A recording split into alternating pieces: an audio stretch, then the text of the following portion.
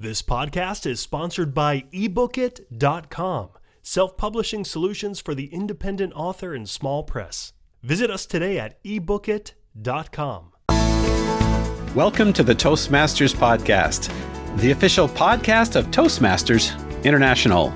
Hello, everybody. This is Greg Gazin. And I'm Ryan Levesque. Ryan, who is our special guest today?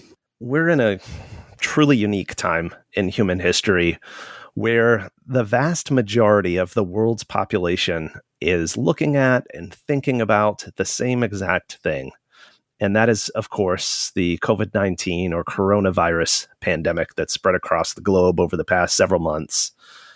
And it's really caused concern and uncertainty for billions of people. And that's not a quantity we get to use very often in everyday speech. We do have a special guest today to take a look at this. Now, we're not talking about the World Headquarters official response to the coronavirus pandemic.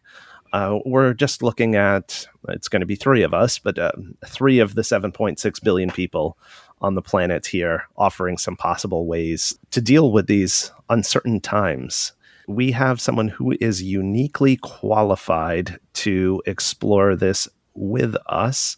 Greg, why don't you actually share how this interview came to be? You heard from our guest today via Twitter. Yes, absolutely. I'm honored the official Toastmasters podcast Twitter account. There was a direct message sent to me from none other than Johnny Campbell. And Johnny Campbell is someone that is well known to Toastmasters and well known to Toastmasters International. And we just thought, as Ryan was saying, the three of us just sitting and having a little chat. Ryan, why don't we officially introduce Johnny? Sure, let's do that. So here he is, the transition man himself, keynote speaker, author, distinguished Toastmaster, and accredited speaker. The transition man, Johnny Campbell. Welcome to the Toastmasters podcast. Thank you, Greg, and thank you, Ryan, for having me. I'm really happy to be here with you guys. Yeah, Johnny, welcome to the podcast. You reached out of the blue to us, and I know you'd mentioned to me that you don't actually use Twitter very often. What were you thinking when you were reaching out? Well, just given the current circumstances in the world, but then more specifically, how we as Toastmasters deal with things, I was just happened to be on Twitter. I kind of go through there and look through, and I saw a posting from you guys on there, and I thought this would be a great opportunity to have a conversation about how Toastmasters in general can think about this situation in a more effective and positive way. So I sent you a note, and I just sat back and said, well, hopefully he will read it. I'm not sure if he will, but hopefully he will read it, and we'll be able to have a conversation in the future. Well, you're really lucky, Johnny, because Greg and I spend hours every week going through our fan mail. I mean, we just get bags and bags of it delivered to our house. So the fact that Greg happened to see that tweet was just serendipity, 100%. Johnny, I mentioned that you're uniquely qualified to talk about times of change. And in fact, one of the many times that we had you on the show was in preparation for your 2018 International Convention educational session in Chicago. The title was Embracing the Winds of Change, Adjust Your Sails.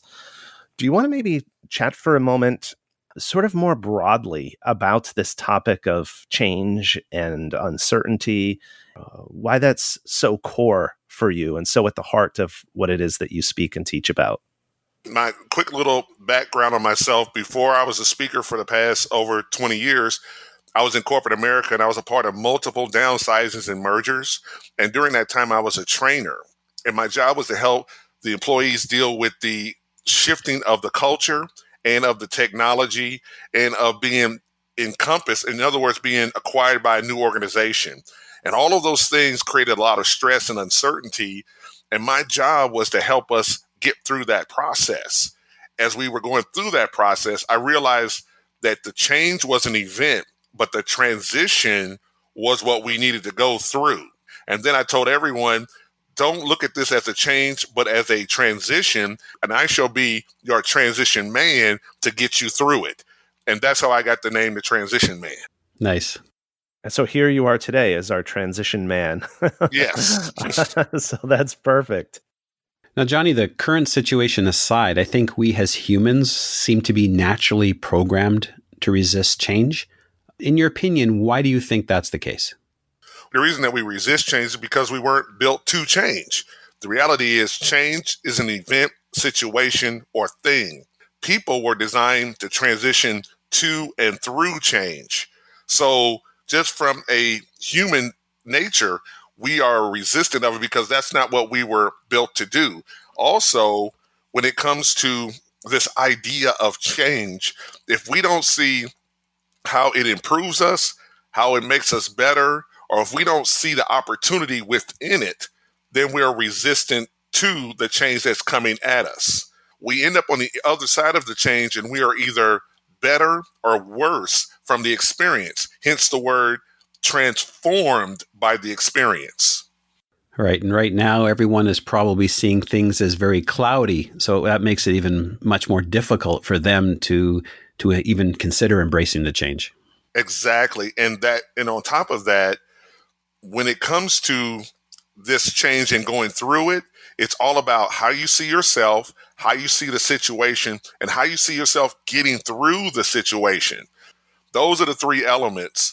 And that's why change can be difficult and that transition is so important, but it can be tough to get started. I think it'd be really helpful to look at this current situation through those three lenses that you just shared. You know, Johnny, I just want to play the part of the sympathetic listener here for a moment and say, Johnny, do you really understand what we're dealing with? We're not talking about just downsizing or some upheaval in corporate culture. We have people looking at, oh my gosh, am I going to get this virus? Am I going to die? Am I going to lose my parents, my loved ones, my friends, my spouse? On top of all of that, which is already pretty grave matter to begin with, am I going to lose my job? Is my company going to be around on the other side of this? Is the entire global economy going to collapse? I mean, I don't mean to be melodramatic, but these are like real things that people are concerned about and dealing with. I don't know, given the tremendous gravity and seriousness and just to the core worry that people have about this and the pure uncertainty of the situation, can you throw us a lifeline here? What was the first piece here is how you see yourself through it? Yes, how you see yourself now. When you think about all of those issues together, it creates such a level of uncertainty, anxiety, and fear, and the concerns are real. But what we have to do is we have to pull apart all of those things and look at ourselves and say, what can I do, which is within my control right now? A lot of this uncertainty is a projection into the future of what could be, what might be. Your mind as a person has to be on the now. You have to live in the now right now and say, what can I do right now with my situation, with my circumstances to move myself or my family forward today? And everything you're doing right now creates your tomorrow. But if you sit around and you think about the tomorrows today and do nothing today, you will be paralyzed and the anxiety and the stress will grow. The empowerment is in saying, okay, I realize that there's a potential to be furloughed. I realize there's a potential that this illness could infect me or my family. I realize these things, but what can I do today to prevent those things from happening or to prepare myself should those things come at me? And that's within your power, and that's where the empowerment comes from. When we think about too far into the future, we start to question everything, and we're not thinking about what we can do right now. I see that. So I've heard this term of locus of control. Yes. Having an internal instead of external locus of control. And that's, I think, what you're driving at here, your own personal responsibility in the matter. Not that, if someone gets the virus, it's their fault. That's not what Correct. You're saying at all. No, not at all. But what can I do to prevent it from happening to me or to my family? That's the now. Or to at least reduce the chances, right? Yeah, well, at least reduce the chances. So that's where the control is. You can say, this is what I did right now to gain some semblance of stability and control over my current situation. That's where the empowerment is, and that's what we can do right now at this point. So it's almost like shortening the time frame. Instead of looking from today to 6 months from now, you break it up into the individual pieces and say, okay, what can I do today? What can I do tomorrow? Make a list as to where you're at, and then take those small baby steps to move yourself forward. Absolutely. And it's empowering to you. It gives you a sense of completion. What it does is suddenly you start to feel a sense of certainty again, because you're doing things today for today that will create your tomorrow. But you're not sitting around waiting on tomorrow, hoping that tomorrow will be better. You're making tomorrow better today. I have to admit, I'm feeling a little bit better already. Seriously. Well, good. I'm glad. Let me share this with you guys. It's like the old joke, the hair club for men. I'm not only selling toupees, I also am a customer. Everything I'm telling you, I'm living myself right now. I'm not telling you anything that I'm not doing right now. So this is not just me reading a book or just saying something to be saying it. I live it. What happens when your automatic thought, your automatic brain just kicks into that panic mode and you can't seem to break away and seem to take the logical approach to it because you're in that panic mode and you're not thinking? The first thing is, and it's easy to slip into it, but you have to catch yourself. Once you feel yourself slipping into it or you're already into it, whatever you're thinking about, you have to step away from it. You have to move back from it for a moment. But you have to catch yourself. It's kind of like getting rid of a bad habit. You know your triggers. You know what the triggers are. Now you've got to catch yourself and stop for a moment and say, let me step back on that and really think about it. So it's really more of each person. When you feel you're going down that path of negativity or high anxiety, say, wait a minute, let me step back for a moment. Let me take a break. Let me go over here into the other part of my home or sit out on the patio and just re-center myself. I'm starting to remember words of wisdom from my dad where he would say, stop, take a deep breath, count to 10, then move forward. Oh, dear. That's the wisdom, but it's true. You got to catch yourself. And I go through it as a professional speaker. My entire book of business disappeared with a snap of a finger.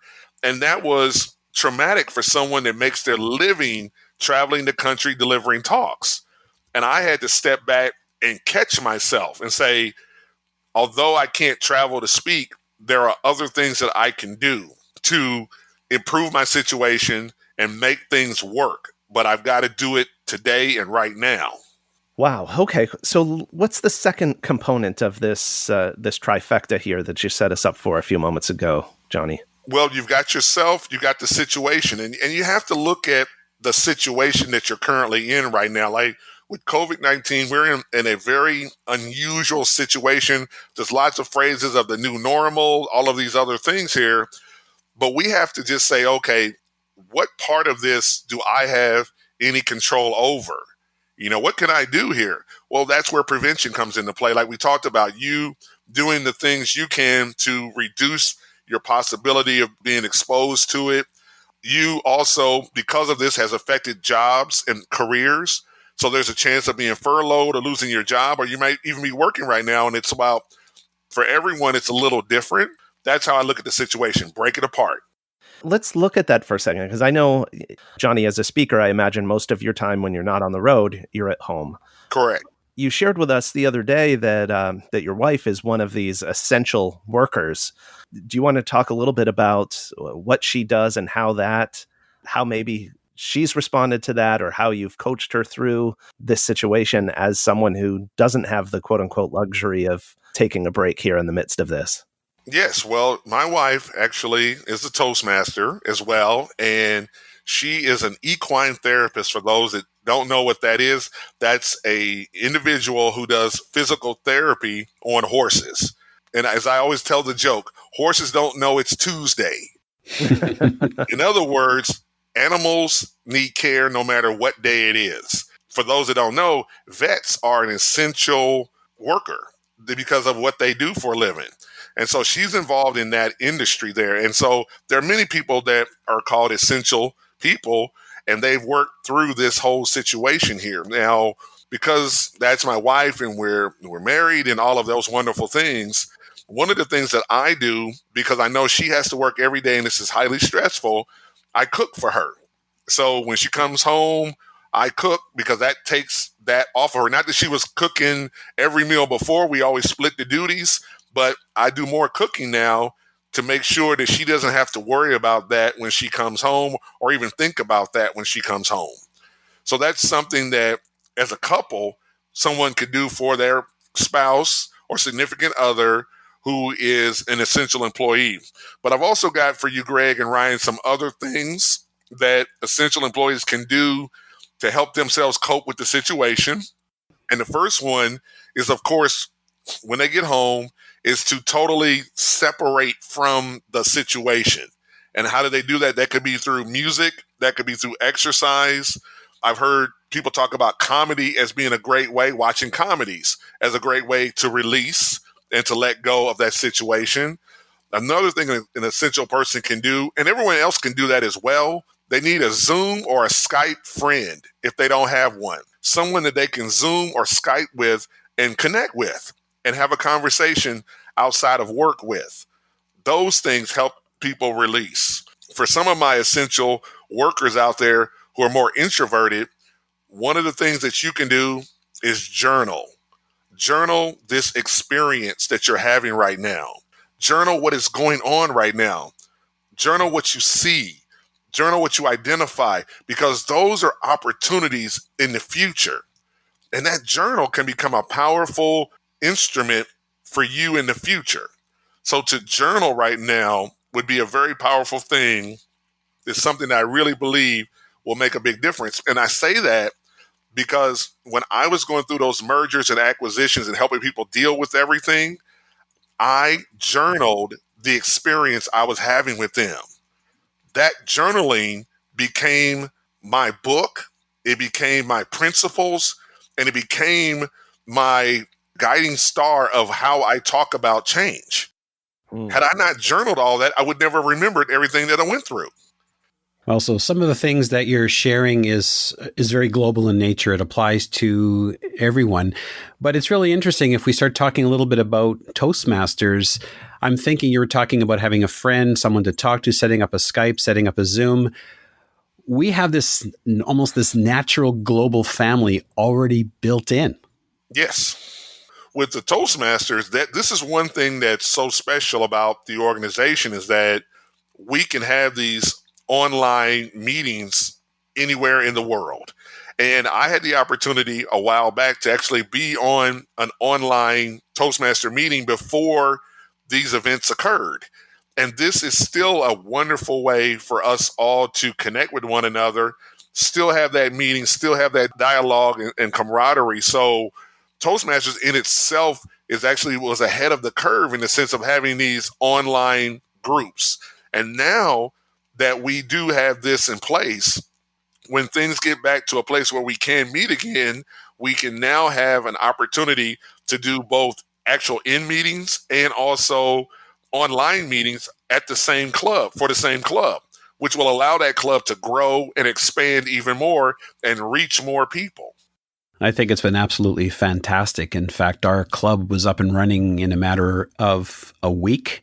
We're still getting some pretty good attendance, and I think it's been a great opportunity to be able to connect. I'm also reminded of our friend Rich Hopkins. I don't know if you guys have been following. He set a goal to speak, I believe, in every district in the Toastmasters world, and it looks like he's made quite a bit of progress. It sounds like everyone's already following Johnny's philosophy. Have that mindset, develop yourself, live in the now. That's awesome.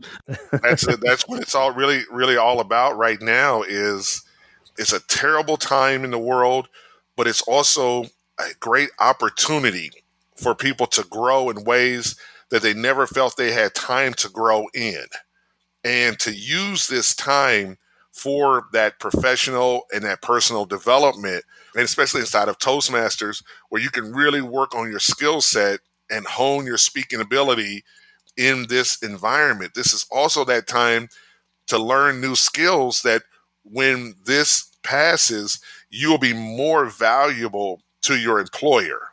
You'll be more valuable to your family and to your community because you took time now to develop new skills, new abilities. But then also, here's another thing that makes you valuable: connections.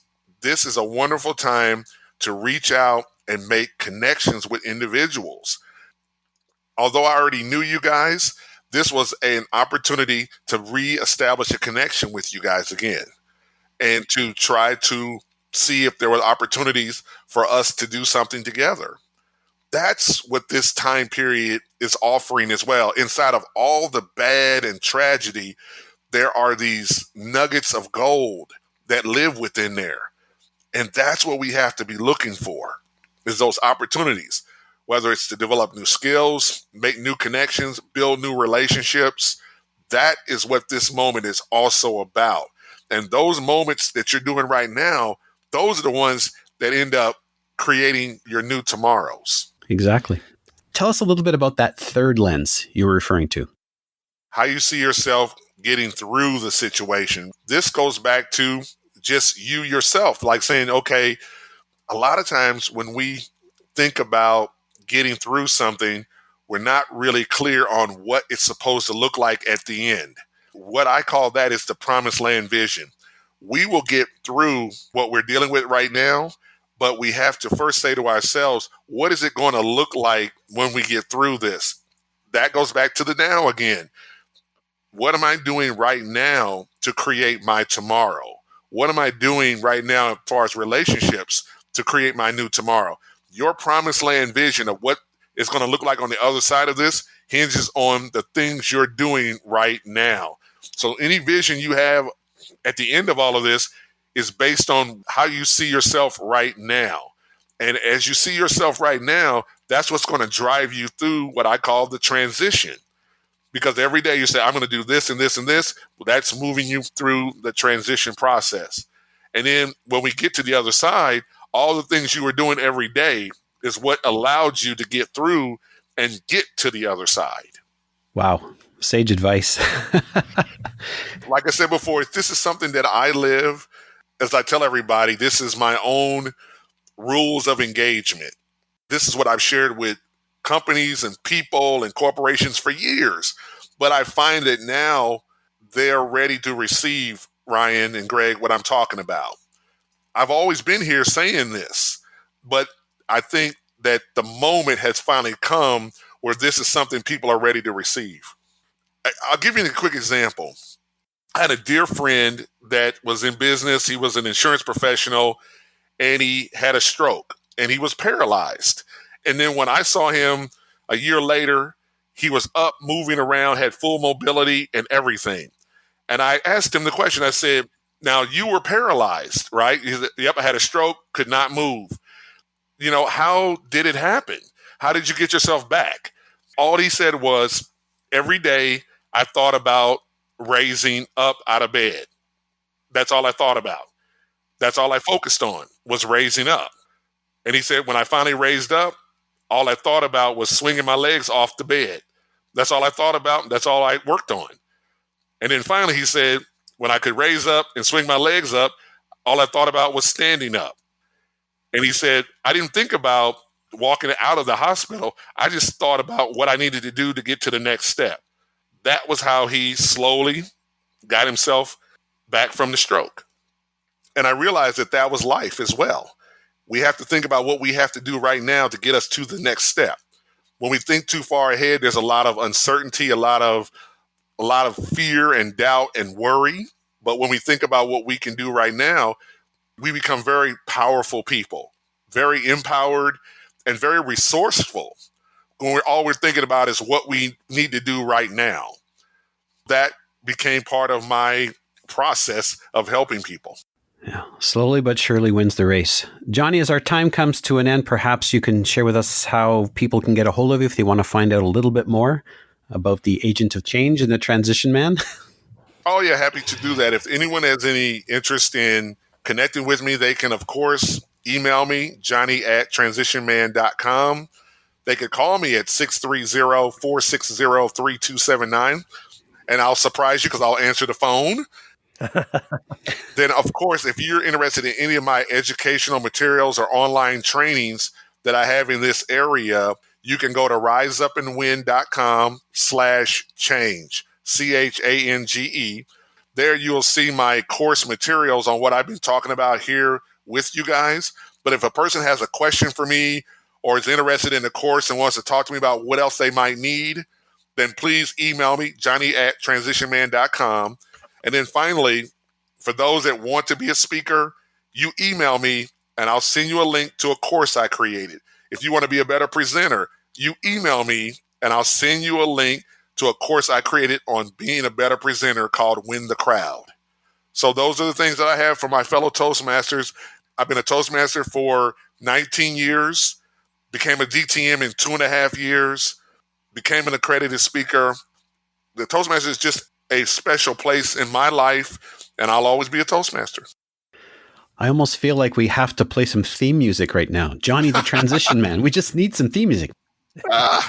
I really appreciate you guys giving me the opportunity to come on here and share. I hope that what I've had to share has been a benefit to my fellow Toastmasters around the world. Well, you carry the theme music within, Johnny. That's really clear. I just want to say a word to our listeners that, Johnny Campbell, he just gave you his email address. He just gave you his phone number. But I want to challenge you, embrace the opportunity, embrace this unique time of change where an in-demand speaker would just give out his phone number and email just like that and say, go ahead, contact me. This is a unique time. Johnny's a unique person. And why don't you be a unique listener who steps out of themselves and does something that maybe you've never done before? Johnny Campbell, thank you very much for your time. It's been an absolute pleasure. All the best to you. Thanks, Johnny. Thank you guys for having me. It was a pleasure.